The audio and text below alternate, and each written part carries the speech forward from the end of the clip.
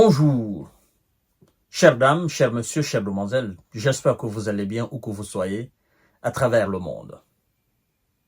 Oui, nous nous retrouvons avec Monsieur Paul Kagame, le président rwandais, qui est encore candidat pour un 4e mandat, si on peut le dire ainsi.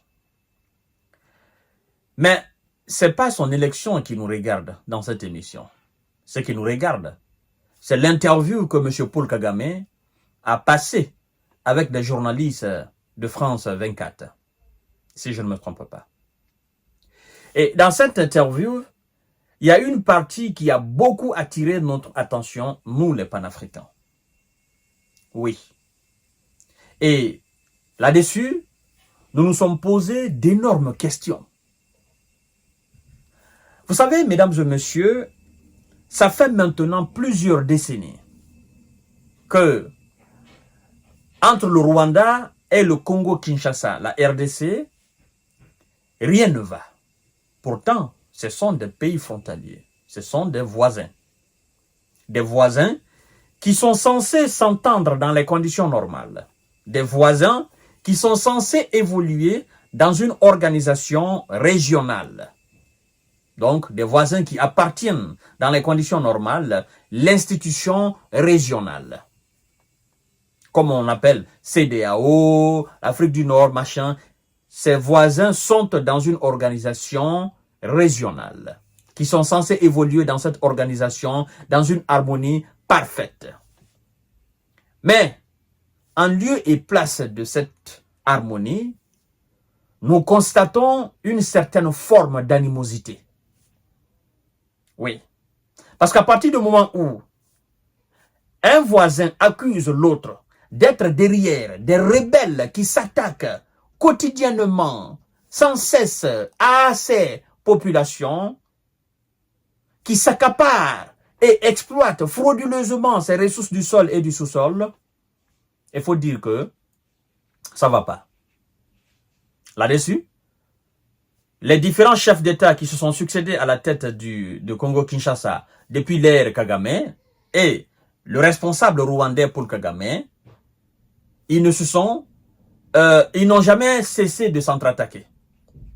Oh non, tu es derrière les rebelles, les mouvements M23. Oh non, toi aussi tu es derrière un mouvement qui tente de me renverser parce que Paul Kagame se dit que Kinshasa est derrière un mouvement de libération du Rwanda. Effectivement, il y a un mouvement. Mais dire que Kinshasa est derrière ce mouvement, c'est autre chose. Et Kinshasa aussi dit que Paul Kagame est derrière le mouvement M23. Le mouvement du 23 mars, si je ne fais pas erreur.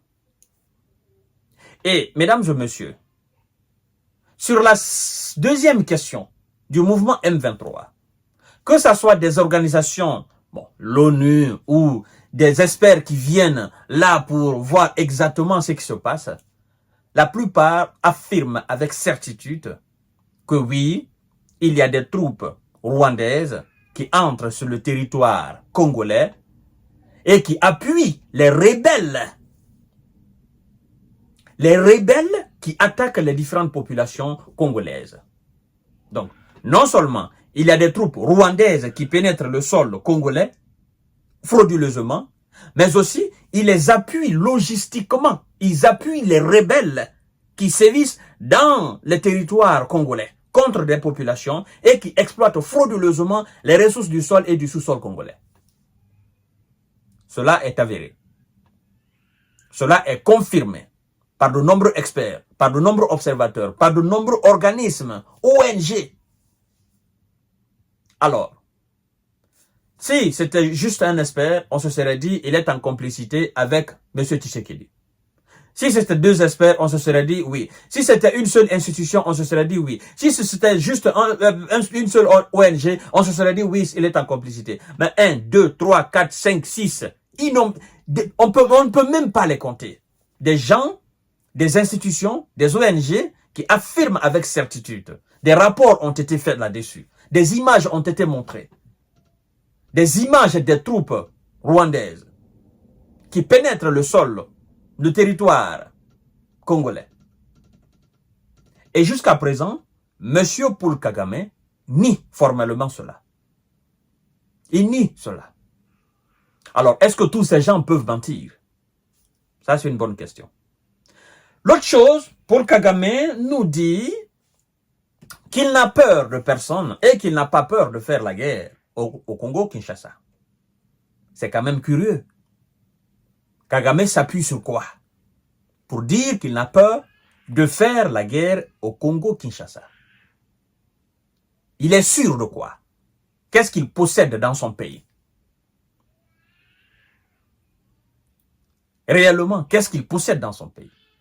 Mais vous savez, moi, mon point de vue sur la situation, c'est que, en réalité, Paul Kagame a compris que c'est vrai, Congo avec ses 2 millions de kilomètres carrés et plus, Congo avec ses immenses ressources du sol et du sous-sol, Congo avec ses plus de 100 millions et quelques habitants, Congo avec ses plus de 100 et quelques mille, n'est-ce pas, militaires.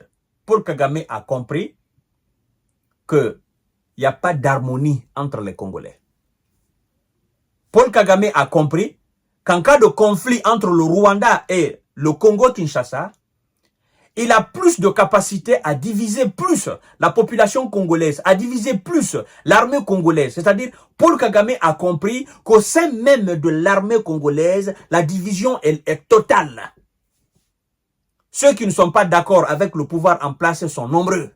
Ceux qui veulent chasser M. Tshisekedi sont nombreux. Des généraux dans l'armée congolaise qui ont leur propre troupe, qui n'obéissent à aucun ordre venant de l'hierarchie, qui obéissent uniquement aux ordres de leurs généraux. Des gens qui seront encore réellement fidèles à Joseph Kabila, si je ne fais pas erreur. Des généraux, des officiers. Donc, Kagame a compris qu'une armée divisée, même face à une petite armée, la petite armée est capable de mettre en déroute cette grande armée, mais qui est divisée en son sein. Sinon, comment pouvez-vous comprendre que Congo, avec le nombre de militaires qu'il a, bon, termes de capacité, n'est-ce pas, militaire, termes logistiques, j'ai pas une véritable connaissance là-dessus, mais je sais quand même que l'armée congolaise est très sous-occupée. L'armée congolaise est très mal formée. Et à plus tout ça, la division qui règne dans l'armée congolaise. Ce qui conduit naturellement cette armée à sa perte. Et ce qui fait que jusqu'à présent, cette armée n'arrive pas à prendre le dessus sur les rebelles du M23, mais aussi sur les troupes congolaises qui pénètrent le territoire, n'est-ce pas, le territoire congolais. Vous voyez? De l'extérieur, l'extérieur parvient à lire ce qui se passe chez vous de l'intérieur. Et l'extérieur s'appuie sur votre division pour dire « je n'ai peur de personne et je suis prêt à faire la guerre au Congo-Kinshasa ». Parce que je sais que les Congolais sont divisés.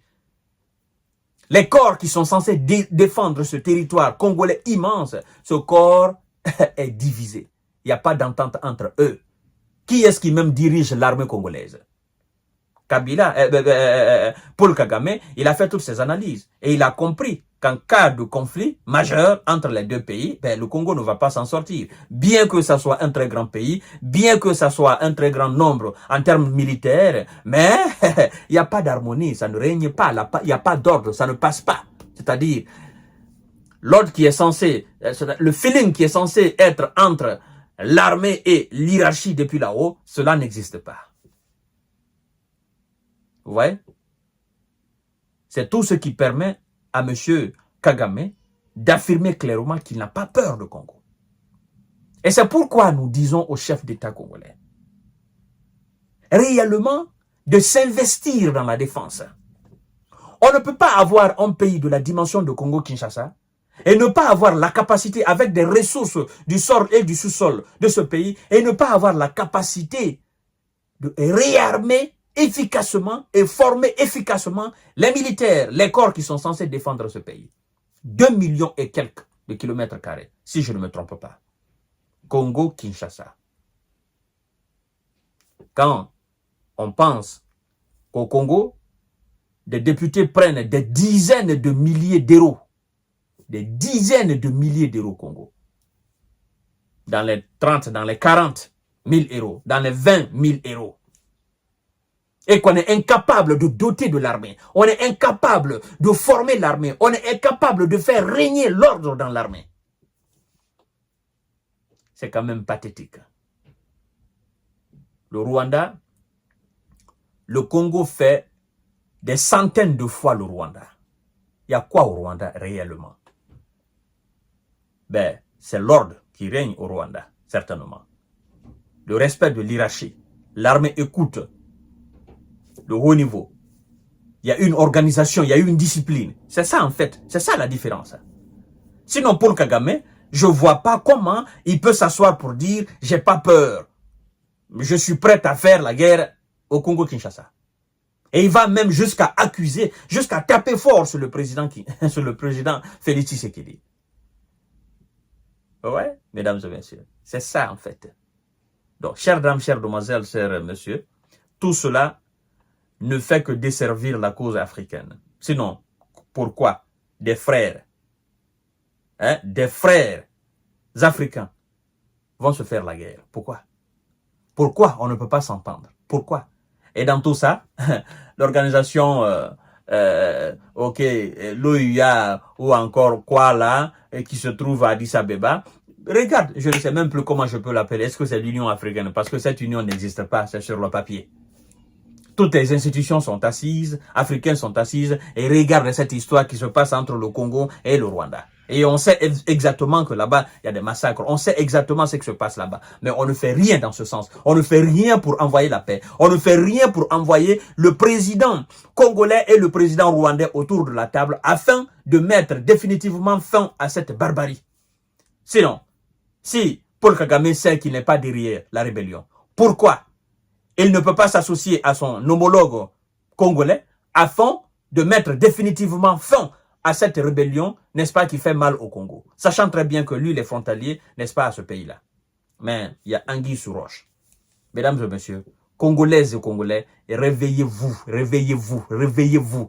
Chef de l'État, réveillez-vous, remuez-vous pour afin mettre, n'est-ce pas, un terme à cette barbarie qui ne fait que du mal, encore du mal, n'est-ce pas, au peuple congolais. À tout à l'heure pour notre série d'informations de décortiquage. Merci beaucoup.